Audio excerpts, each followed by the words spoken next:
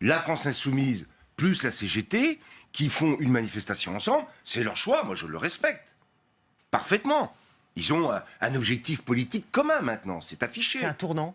C'est un tournant pour la CGT. C'est un tournant pour la CGT. C'est un aveu de faiblesse ? En tout cas, c'est une manière de dire que la CGT s'engage maintenant dans une démarche politique. Et avec un choix qui est celui de la France Insoumise.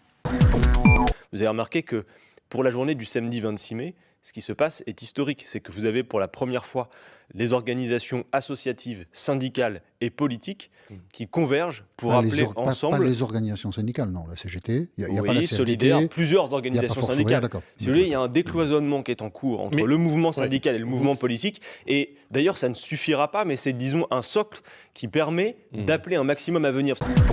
Le Premier ministre et le ministre en charge de la sécurité appliquent exactement ce qu'on a dit, c'est-à-dire, premièrement, une décision, deuxièmement, permettre à ceux qui veulent avoir un projet agricole, mais dans la légalité, de le faire, et puis ensuite, il reste ceux qui ne veulent pas entrer dans la légalité, et ceux-là, ils n'ont pas de raison, il faut faire respecter l'état de droit, donc c'est une des étapes, c'est ce matin.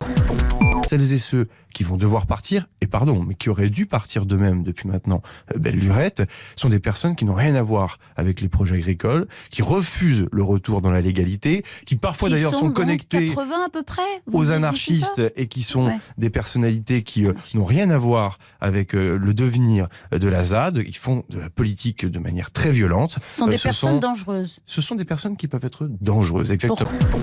Qui crée le désordre en ce moment, si ce n'est le gouvernement, à vouloir mettre son nez partout. Qui ça gêne aujourd'hui qu'il y ait des projets alternatifs qui voient le jour? Franchement, à part le ministre de l'Intérieur. Pas grand monde en réalité. Donc on est toujours dans cette volonté, si vous voulez, et puis c'est toujours le deux poids deux mesures. On va réprimer d'un côté, laisser ceux qui s'en mettent plein les poches de l'autre. Donc au bout d'un moment, ça aussi, ça exaspère.